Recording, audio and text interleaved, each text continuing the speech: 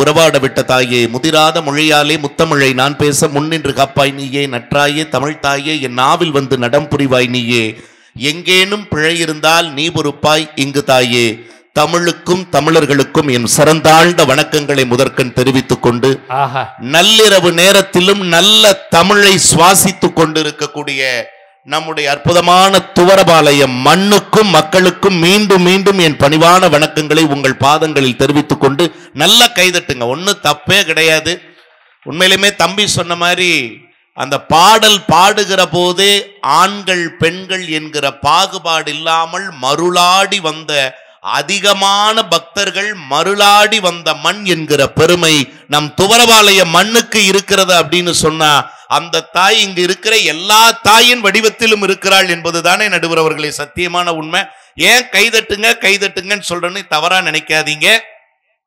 ஒரு மனிதன் பிறக்கின்ற போது அவனுக்கு கிடைப்பது தாயினுடைய நாக்கிலிருந்து பிறக்கிற தாலாட்டு. அதே மனிதன் இந்த மண்ணை விட்டு நீங்குகிற போது அவனுக்கு கிடைப்பது உற்றார் உறவினர்களினுடைய கண்களிலிருந்து வழிகிற நீராட்டு.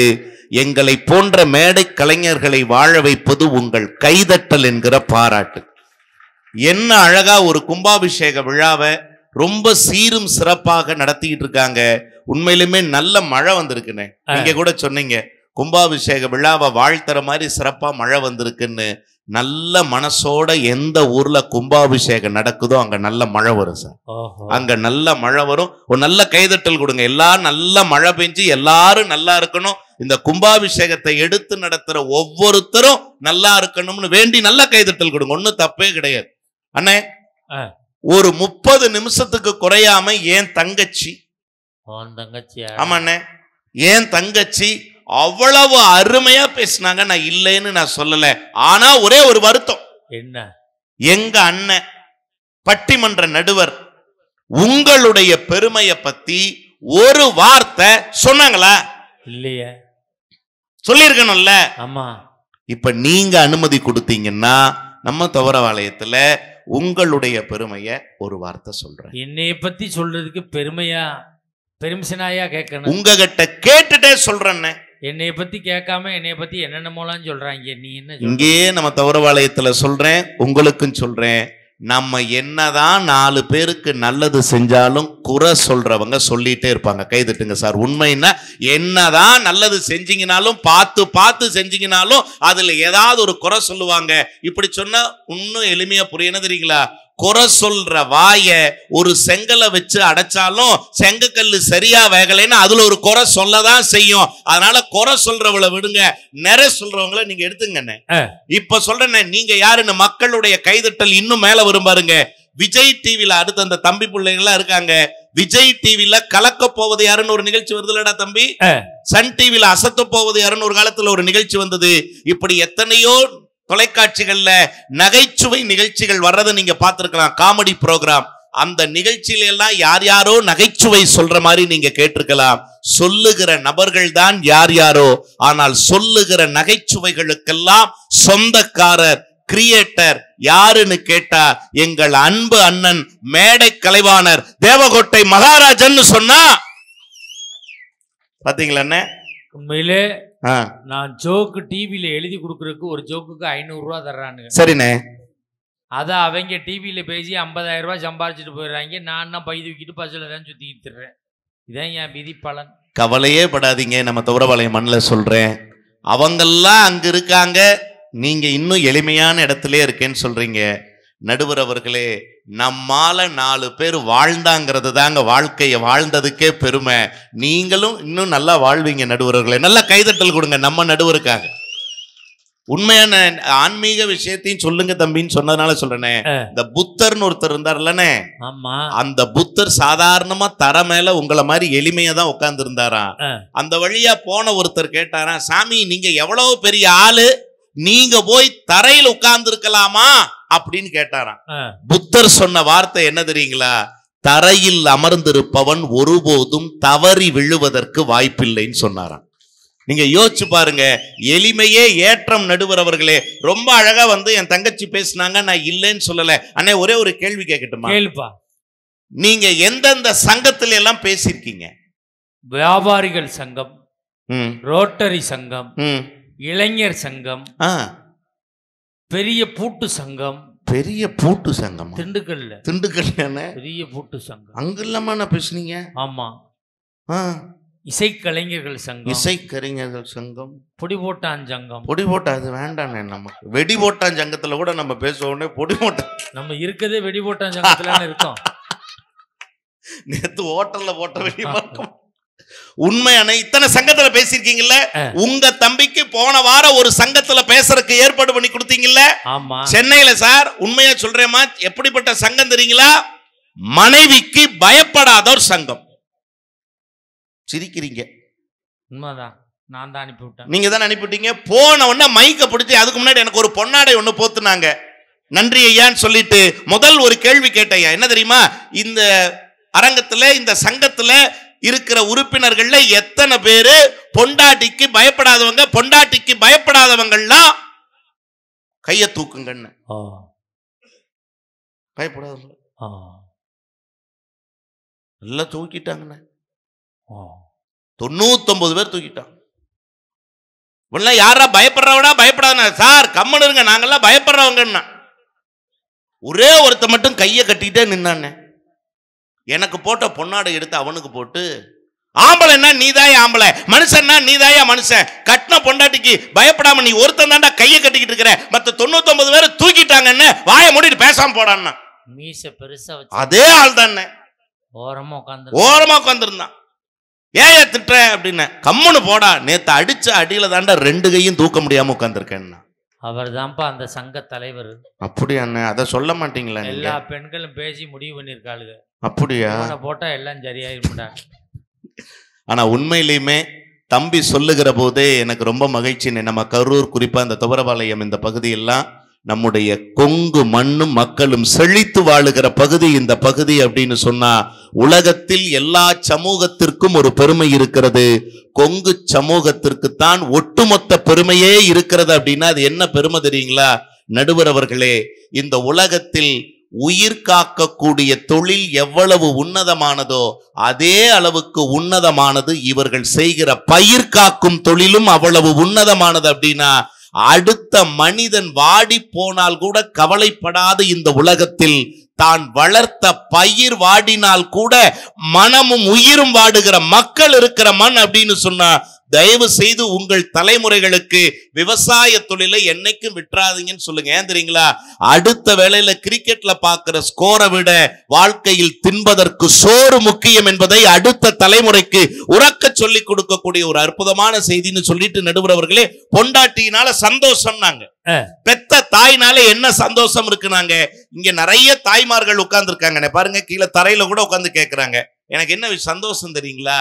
நம்ம ஊர்லயும் தாய்மார்கள் இருக்காங்க, வெளிநாட்டிலையும் தாய்மார்கள் இருக்காங்க. நம்ம ஊர் தாய்மார்களுக்கும் வெளிநாட்டு தாய்மார்களுக்கும் என்ன வித்தியாசம்? ஒன்னு வித்தியாசம் தெரியுமானே? வெளிநாட்டு தாய்மார்கள் எல்லாம், வெளிநாட்டுல இருக்கிற தாய்மார்கள் எல்லாம் உடல் இழைப்பதற்காக ஓடிக்கொண்டிருக்கிறார்கள். நம் நாட்டு தாய்மார்கள் தான் பிள்ளைகள் பிழைப்பதற்காக ஓடிக்கொண்டிருக்கிறார்கள்னா அந்த தாயினுடைய பெருமை இல்லைன்னு சொல்றதா? முடியாது. நிறைய கேள்வி கேட்டாங்கல்ல, நீங்களும் டக்கு டக்குன்னு பதில் சொன்னீங்கல்ல. உங்க தம்பி, நான் ஒரு கேள்வி கேட்க கூடாது அண்ணே? சிம்பிளாவே கேட்கிறேன், கேளு. சொர்க்கத்துக்கு போகணும்னா என்ன செய்யணும்? சொர்க்கத்துக்கு சொல்லுமா? தர்மம் பண்ணணும், புண்ணியம் பண்ணணும், மனைவியில கண்கலங்காம பார்த்து. மனைவியவா? மனைவி அதான்டா. அதெல்லாம் பண்ணக்கூடாது. அப்படியே பண்ணுவாங்க. என்ன பண்ணணும்? அடுத்தவங்க குடிக்கு எடுக்கணும். மாசாணியத்த கோயில போய் மிளகாய் அரைச்சு வரணும். அடுத்தவன் மாடு அடியோட போகணும்னு வாங்கலாயாலும் பொங்க வைக்கணும். என்ன இது? 3 தங்கச்சி வேற விதமா 3 சொன்னது, இவன் தம்பி வேற மாதிரி சொல்றான். நீங்க சொல்லுங்கண்ணே. நான் ஒன்னே ஒண்ணு சொல்றேன். அதான் நடுவர் ஒரு கைதட்டல் கொடுத்தாலுமே ஒன்னே ஒண்ணு. என்ன கேட்ட? சொர்க்கத்துக்கு போகணும்னா என்ன செய்யணும்? ஒரே ஒரே ஒரு விஷயம் தான். இந்த 3 எல்லாம் பண்ண வேண்டியது இல்லை. என்ன ஒண்ணு செஞ்சா போதுமா? ஒண்ணு செஞ்சா போதும். ப்ளீஸ் கைதட்டல் கொடுங்களேன். இன்னொரு தடவை கைதட்டல் கொடுங்களேன். சொல்லுங்கண்ணே. கேளு. சொர்க்கத்துக்கு போகணும்னா என்ன செய்யணும்? மக்கள் எவ்வளவு ஈகரா உட்கார்ந்து இருக்காங்க, ஆர்வமா உட்கார்ந்து இருக்காங்க. சொல்லுங்கண்ணே, திருவாய் மலருங்கண்ணே. செத்தா சொர்க்கத்துக்கு போகலாம்டா. செத்தாவா? அப்புறம் எப்படி போறது சொர்க்கத்துக்கு? நடுவர் அவர்களே, செத்தாதான் சொர்க்கத்துக்கு போகணும்னா சொல்லுவீங்க. உண்மையை இதே நம்முடைய துவரபாளைய மண்ணில் சொல்லுகிறேன். செத்தால்தான் சொர்க்கத்துக்கு போகணுங்கிற அவசியம் இல்லைன்னு. துவரபாளைய மாதிரியான நல்ல கிராமத்து மண்ணில் இப்படி உறவுகளோடு வாழ்வதே வாழ்க்கையில சொர்க்கம் தான். கைதட்டுங்க. இதை விட என்ன சார் இருக்க போகுது சொர்க்கம்? இசைஞானி இளையராஜா இந்த கிராமம் போன்ற மண்ணுல தான் மகிழ்ச்சி இருக்குன்னு ஒரு பாட்டுல கொடுத்தாரு பாருங்க. ஒரு நல்ல கைதட்டல் கொடுங்க. உண்மையிலுமே நடுவர் அவர்களே, 4 விஷயம் நறுக்குன்னு நான் சொல்றேன். நச்சுன்னு நான் சொல்றேன்.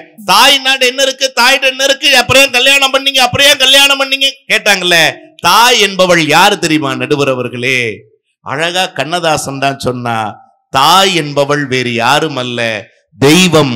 ஒவ்வொரு வீட்டிலும் தான் நேரடியாக வந்து வாழ முடியாது என்பதற்காகத்தான் நம் வீட்டில் பெற்றெடுத்த தாயை படைத்திருக்கிறதுன்னு சொன்னா அதுதாங்க தாய். கைதட்டு பத்தாது. அவங்க உங்க தாயை நினைச்சு பாருங்க. நான் கேட்கிற நடுவர் அவர்களே, உங்கள் வீட்டுல உங்க அம்மா, உங்க மனைவி, அம்மாவுக்கும் உங்க மனைவிக்கு இடையில சண்டை வரும்போது, சரி கேட்கிற, சண்டை வந்திருக்கா? உங்க வீட்டுல உங்க அம்மாவுக்கும் மனைவிக்கு இடையில சண்டை வந்திருக்கா, வரலையா? இல்ல சண்டை தான் வராம போயிடுமா, இல்ல சண்டை வராம தான் நாங்க விட்டுருவோமா? உங்களை கூட்டியா அந்த புண்ணியத்துக்கு எங்க அண்ணன்ல இன்னும் பண்ணுவியடா. ஆனா ஒண்ணு சொல்றேன், இந்த மேடையில நான் பொய் சொல்ல விரும்பல. சரி, எனக்கு கல்யாணம் ஆகி 13 வருஷமா என் பொண்டாட்டிக்கு எங்க அம்மாவுக்கும் மாமியா மருமக சண்டையே வந்ததில்லை. கைதட்டுங்க அண்ணே. கும்பாபிஷேக மேடை, பெரியவங்க உட்கார்ந்து இருக்கிற இடம், தயவு செய்து கவனமா சொல்லுங்க. உண்மையாவா? சத்தியம். 13 வருஷமா எங்க பொண்டாட்டிக்கு எங்க அம்மாவுக்கும் மாமியா மருமக சண்டையே வந்ததில்லை. 13 வருஷம். தம்பி, குடும்பம்னா இதுதான் குடும்பம், வாழ்க்கைன்னா இதுதான் வாழ்க்கை. சூப்பர்ண்ணே. எங்க அம்மா செத்து 13 வருஷம் ஆச்சு. இருந்தாவுல சண்டை வர்றதுக்கு இதுவா குடும்பம்? சாப்பிட்றா, உருள்றா, பிறல்றா. எங்க அம்மா செத்துருச்சுன்னு எங்க பெரியம்மாவை கொண்டாந்து வச்சு என் பிள்ளைகளை பாத்துக்கிறேன். சரிண்ணே. என் பெரியம்மா எனக்கு தாய்மாய் தானே. போன வாரம் எங்க பெரியம்மா தொண்டை வலிக்குதுன்னு டாக்டர்கிட்ட கூட்டி போயிருக்கா. சரிண்ணே. டாக்டர் எங்க அம்மா வாயை திறக்க சொல்லி உள்ள லைட் அடிச்சு பார்த்து என் பொண்டாட்டியை கூப்பிட்டு, ஆமா நீ தானே மருமக? ஆமா சார். உன் மாமியாவுக்கு உள்நாக்கு வளர்ந்துருக்கு, ஒரு 15,000 ரூபாய் கூட ஆப்ரேஷன் பண்ணணும்னு இருக்காரு. சரிண்ணே. என் காசு தானே கொடுத்துட்டு வர வேண்டியான்னு இப்போ டாக்டர் கூப்பிட்டு சொல்லியிருக்கா. சார் நான் 30,000 தாரேன், இந்த வெளியில தொங்குற நாக்கையும் எப்படியா நறுக்கி விட்டுருங்க சார் இருக்கு. இப்போ எங்க அம்மா சாப்பிட கூட வாயை திறக்க மாட்டேங்குது. வாயை திறந்தாலே இப்போ கத்திரிக்கோலை காட்டுறா. எங்க அம்மா பள்ளி மாதிரி நாக்கா டபுளி பண்ணுது. உண்மையா சொல்றேன் நடுவர் அவர்களே, கட்டிய மனைவியின் கைகளில் சாப்பிடுகிற போது கிடைக்கிற மகிழ்ச்சியையும் மன நிறைவையும் விட பெத்தெடுத்த ஆத்தா கையில பழைய சோற வாங்கி கிடைக்கிறது அவ்வளவு தெய்வம். நடுவர் அவர்களே, தெய்வம் அது. யோசிச்சு பாருங்க. நீங்க போகாத வெளிநாடு எத்தனை நாட்டுக்குன்னே போயிருக்கீங்க? 6 நாட்டுக்கு போயிருக்கீங்க. இல்ல தம்பி போகாததா, என் சகோதரிகள் போகாததா, நாம போகாதா? எத்தனை நாட்டுக்கு வேணாலும் போயிருக்கலாம். நாங்கெல்லாம் தமிழ்நாட்டில இருந்து வந்தோம்னா அங்க எப்படி கவனிக்கிறாங்கன்னு தம்பி சொல்லுங்கண்ணே. நம்ம டீம்ல எல்லாரும் 6 நாடு போயிருக்கோம். ஆமாண்ணே. அந்த பின்னணி பாடகி மட்டும் ராணி அம்மாவா 8 நாடு போயிருக்காங்க. 8 நாடுகளா? நம்மளை விட எக்ஸ்ட்ரா 2 நாடு போயிருக்காங்க. நம்ம 6 தான் போயிருக்கோம், அவங்க 2 நாடுகள். எந்தெந்த நாடுகள்னே கூடுதலா போயிருக்காங்க? ஒன்னு உரத்த நாடு, இன்னொன்னு ராம் நாடு. ரெண்டும் தமிழ்நாட்டுல. 2 நாட்டிலையும் போய் பணங்கொட்டை வாங்கிட்டு வந்திருக்காங்க. உண்மையா சொல்றேங்க. அதாவது 1000 எத்தனை நாடுகளுக்கு போனாலும் சரி, அங்கெல்லாம் பெரிய நட்சத்திர விடுதிகள், 5 ஸ்டார் ஹோட்டல்ல விதவிதமான உணவுகள்ல இவ்வளவு மேடை மாதிரி இருக்கிற பெரிய டேபிள்ல அப்படியே பரிமாறி வச்சிருப்பாங்க. வேணுங்கிறத எடுத்து சாப்பிடுங்கம்பாங்க. சத்தியமிட்டு நினைச்சு பார்க்கிறோம். என்ன தெரியுங்களா, அத்தனை நாடுகளிலும் அவ்வளவு உணவுகளையும் சாப்பிடுகிற போது கிடைக்காத திருப்தி என்ன தெரியுங்களா? பெத்தெடுத்த தாய் பழைய சோற ஒரு கையில பிழிஞ்சு கொடுக்கும் போது கிடைக்கிற மகிழ்ச்சி வாழ்க்கையில எதுவுமே இல்லை நடுவர் அவர்களே, எதுவுமே இல்லை. அம்மாவுடைய சமையலுக்கும் மனைவியோட சமையலுக்கு என்னென்ன வித்தியாசம்? அம்மா சமையலுக்கும் பொண்டாட்டி சமையலுக்கும் என்ன தெரியுமா வித்தியாசம்? என்னென்ன வித்தியாசம்? ஒரே வித்தியாசம் தான். என்ன வித்தியாசம்? மூக்கு பிடிக்க சாப்பிட்டோம்னா அம்மா சமையல், மூக்க புடிச்சுக்கிட்டே சாப்பிட்டோம்னா அதான்டா பொண்டாட்டி சமையல். நடுவர் அவர்களே, பசிக்கும் போது சோறு போடுபவள் மனைவி, பசிக்கும் போது சோறு போடுபவள் மனைவி, பசிக்க விடாமல் சோறு போடுபவள் தாங்க தாய். பசிக்க விடாமல் சோறு போடுபவள் தான் தாய். நீங்க யோசிச்சு பாருங்க, எத்தனை விஷயத்தை செஞ்சாலும் என் பிள்ளைக்கு, நீங்க யோசிச்சு பாருங்க, என் மகனுக்கு பிடிக்கும்னு ஒண்ணு செய்வா. சூடாக இருந்தால் அப்பா சாப்பிடுவாரு, சுவையாக இருந்தால் மகன் சாப்பிடுவா, காரமா இருந்தா புள்ள சாப்பிடுவா அப்படின்னு பார்த்து பார்த்து செய்கிற அம்மாக்களுக்கு என்றைக்குமே தனக்கு என்ன பிடிக்கும்னே தெரியாது பெத்தெடுத்த தாய்க்கு அப்படின்னு சொன்னா அந்த தாய்னால தானே ஒரு குடும்பம் மகிழ்ச்சியா இருக்கு. அம்மா வந்து சொன்னால் தான் தெரியுமடா, அவள் சொல்லவில்லை என்றால் போதுமடா. அம்மா வந்து சொன்னா பாட்டு எடுத்து கொடுத்த அண்ணனுக்கு ஒரு கைதட்டல் கொடுங்க. இசைஞானியினுடைய சொல்லுங்க அண்ணே. அதுல ஒரு வரி, ஒரு சொல்லுங்க வரி வரும். சொல்லுங்க. அழகு பேரு வச்சது யாரு? அதுதான். இல்ல ஒண்ணு இல்ல. இப்ப உமாநாத் இருக்காப்ல, தம்பி உங்களுக்கு பேர் வச்சது யாரு? உனக்கெல்லாம் பேர் வச்சது யாரு? வித்தியாசம் இருக்கா இல்லையா? ஆமா. பாசத்தோடு கேட்கறது வேற வேற. அழகு பேர் வச்சது யாரு? உனக்கெல்லாம் அழகு பேர் வச்சது யாரு? இதான் வித்தியாசம், வேற ஒண்ணு. ஆமாண்ணே, சில பேருக்கும் அழகு சம்பந்தம் இருக்காது. பரம்பரை பிச்சைக்காரனா இருப்பான், பேர் என்னடான்னு கேட்டா கோடீஸ்வரன். யோசிச்சு பாருங்க, குணத்திலும் பண்பிலும் கொடுக்கறதுலயும் சிறந்த கோடியில ஒருத்தருக்கு தான் கைதட்டுங்க. மகாராஜன் பேர் இருக்கும் சார், கைதட்டுங்க சார். உண்மை சார், உண்மைண்ணே. நான் பெருமையாத்தான் நினைக்கிறேன். ஆமா, ஒரு கண்ணே தெரியாது அவனுக்கு பேர் கண்ணாயிரம். லொக்கு லொக்குன்னு இருமிட்டே இருப்பான், வாழ்நாள் முழுது ஆரோக்கியசாமின்னு பேர் வைக்கிறது இல்லையா? 10 பைசா அவனுக்கு கொடுக்க மாட்டான், அவனுக்கு பேர் தர்மராஜன் வச்சிருப்பான். யோசிச்சு பாருங்க, காலம்புரா ஆஸ்பத்திரியிலே கிடப்பா, அவனுக்கு பேர் ஆரோக்கியசாமி. ஆமா நடுவர் அவர்களே, குழந்தையே பிறந்திருக்காது, அவனுக்கு பேர் குழந்தை சாமி. பக்கத்துல வந்தாலே 8 லாரி நாத்து அடிக்கும், பேர் என்றான்னு கேட்டா பன்னீர்சாமிங்கிறான். 10 ரூபாய்க்கு வழி இருக்காது, அதுக்கு பேர் ராணின்னு வச்சிருப்பாங்க. நான் கேட்கிறேன், இதுவாங்க மகிழ்ச்சி. பாண்டவர் பூமின்னு ஒரு படம் நடுவர் அவர்களே, அந்த படத்துலங்க அந்த பெத்த தாய் ஒருத்தி அப்படியே வாங்கி வாங்கி எல்லா பிள்ளைகளுக்கும் சோறு கொடுப்பா. உலகத்திலேங்க இந்த நெலாச்சோறுன்னு ஒண்ணு சாப்பிட்டுருப்போம், இங்கேயும் கிராமத்தில் இருக்கும். தயவு செய்து இல்லைன்னா அப்பா ஒரு நேரத்துக்கு வேலைக்கு போகலாம், அம்மா ஒரு நேரத்துக்கு வேலைக்கு போகலாம், பிள்ளைங்க ஒரு நேரத்துல படிக்க போகலாம். ஆனா ஒன்னே ஒண்ணு மட்டும் மறக்காம செய்யுங்க, என்ன தெரியுங்களா? மாசத்துல ஒரு நாள் பௌர்ணமி என்னைக்கு நம்ம கோவிலுக்கு கூட வாங்க, உங்க வீட்டு முன்னாடி முற்றத்துல திண்ணையில வெளி வாசல்ல உட்கார்ந்து வானத்து நிலா பார்க்க பெத்த தாய்கையால் அப்படி சோறு வாங்கி ஒவ்வொரு உருண்டையா சாப்பிடுங்க. சத்தியமா சொல்றேங்க, அந்த நிமிடமே செத்து போலாம்னு தோணுகிற அளவுக்கு அவ்வளவு மகிழ்ச்சி வரும்னா அதுதான் பெத்த தாயினுடைய பெருமை, பெத்த தாயினுடைய பாசனை. அழகா பாண்டவர் பூமியில சொன்னா பாருங்க,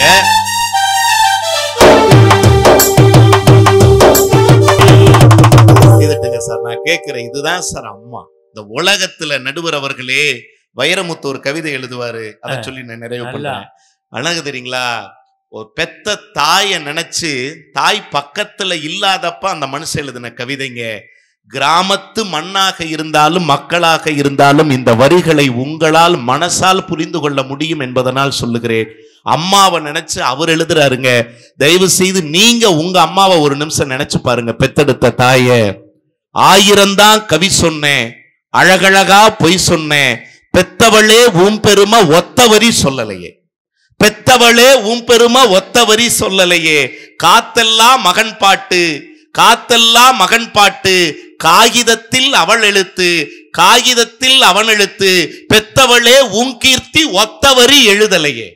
சொல்லிட்டே வரும்போது அம்மாவுடைய கைப்பக்குவத்தை எழுதுவாருன்னு, கதகதன்னு கலிகிண்டி, கதகதன்னு கலிகிண்டி, களிக்குள்ள நெய்விட்டு கருப்பட்டி நல்லெண்ண கலந்து தருவாயே, தொண்டையில அது இறங்கும் சுகமான இளஞ்சூடு, மண்டையில இன்னும் மசமசன்னு நிக்குதம்மான்னா. முடிச்சிட்டு கடைசியா சொல்லுவான் நடுவர் அவர்கள், என்ன தெரியுங்களா? அம்மா உனக்கொன்னு ஆச்சுதுன்னா, சொல்றதுக்கு முன்னாடி ஒரு வார்த்தை சொல்லவர் பாருங்க, எனக்கொன்னு ஆச்சுதுன்னா உனக்கு வேற புள்ளை இருக்கு. இந்த வரிகளை நல்லா புரிஞ்சுக்குங்க. எனக்கொன்னு ஆச்சுதுன்னா உனக்கு வேற புள்ளை இருக்கு, மகனேன்னு கூப்பிடுறக்கு, மகளேன்னு கூப்பிடுறக்கு. ஆனா உனக்கொன்னு ஆச்சுதுன்னா எனக்கு வேற தாய் இருக்கான்னு ஒரு வார்த்தை சொல்லி முடிப்பாரு பாருங்க நடுவர் அவர்களே.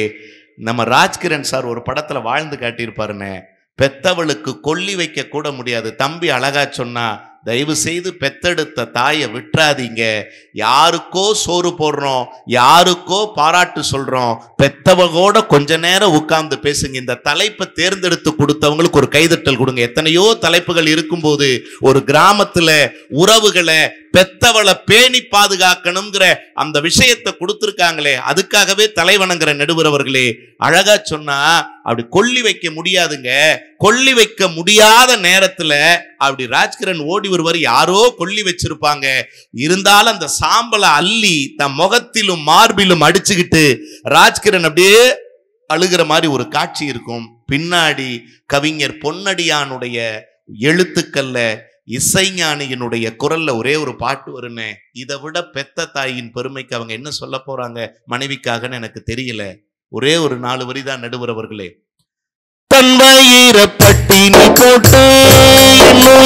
நடுவர் அவர்களே, கணவன் சரியில்லைன்னு சொல்லி விட்டு விட்டு போன மனைவிகளை எங்களால் சான்று காட்ட முடியும்.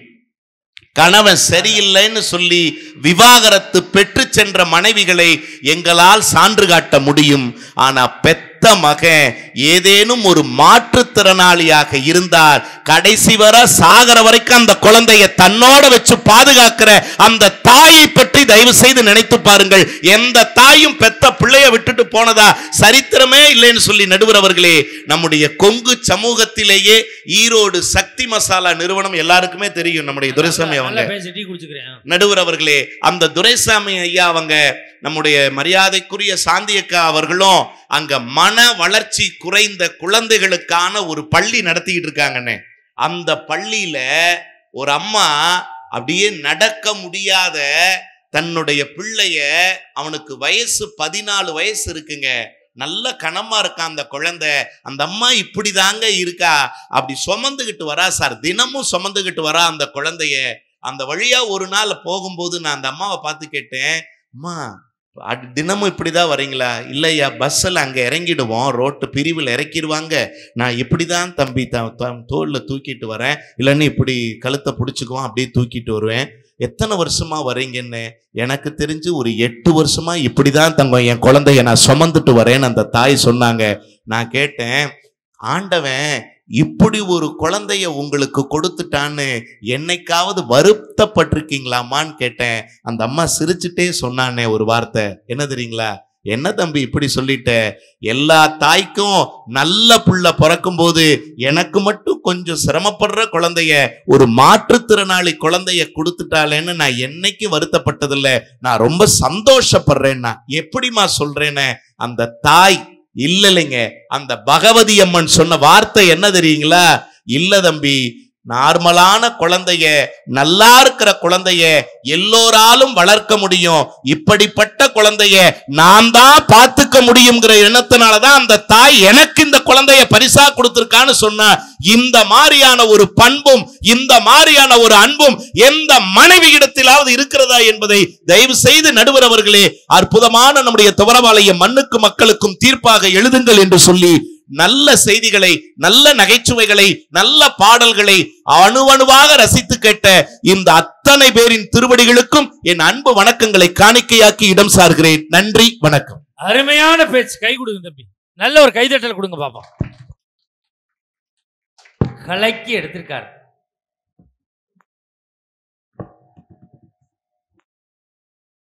நான்லாம் இந்த மனைவி அணியில் இருந்திருந்தேன்னா எப்போவோ போயிருப்பேன்.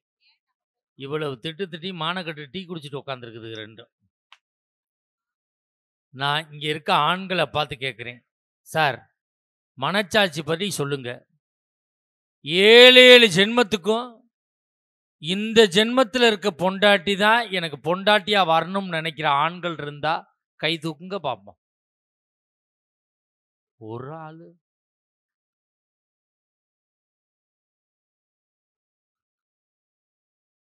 ஏன்டா கை தூக்காம கட்டிக்கிட்டு இருக்க? அங்கே ஒரு அண்ணன் தூக்குனார், பொண்டாட்டி என்ன அப்படின்னு ஒன்று தூக்கிட்டார். இப்போ நான் இங்கே இருக்க பெண்களை பார்த்து கேட்குறேன், அக்கா நீங்கள் மனச்சாட்சியோடு சொல்கிறீங்க, கும்பாசத்துக்கு வந்திருக்கீங்க, புருஷனோட பாஸ்போர்ட் சைஸ் ஃபோட்டோவை மணிப்பரிசிலே வச்சிருக்குங்கிற பெண்கள் கை தூக்குங்க பார்ப்போம். இந்த அங்கே 2 பேர் சொல்றாங்க, அதை வீட்டில் வச்சிருக்கதே பெருசு, இதுல மணிப்பரிசில் வேற வச்சுக்கிறாங்க. மணிப்பரிசு அங்கே 2 பேர் கை தூக்குனாங்க, அப்புறம் கீழே போட்டாங்க. ஏன்னு கேட்குறேன், என்ன மணிப்பரிசை வந்து திறந்தா பார்க்க போறாமே. ஆனா என் பொண்டாட்டி என்னோட பாஸ்போர்ட் சைஸ் போட்டோ 2 போட்டோவை மணிப்பரிசிலே வச்சிருக்கா. கை தூக்குங்க பார்ப்போம், கை தட்டுங்க. என் பொண்டாட்டி 2 போட்டோ மணிப்பரிசிலே வச்சிருக்கா. அவ்வளோ பாசமாடின்னு கேட்குறேன். லோனு வாங்குற கூட்டுறதுக்கு வச்சிருக்கேங்கிறாக்கா. ஓட்டி பிடி சாட்சி கையெழுத்து போட்டு விட நான் காலம்புறா லோனு பேங்கு வீட்டில் லோனு அலைய வேண்டியதுதான். ஒன்று தெரிஞ்சுக்க, பொண்டாட்டிலே 3 வகையான பொண்டாட்டி இருக்கு.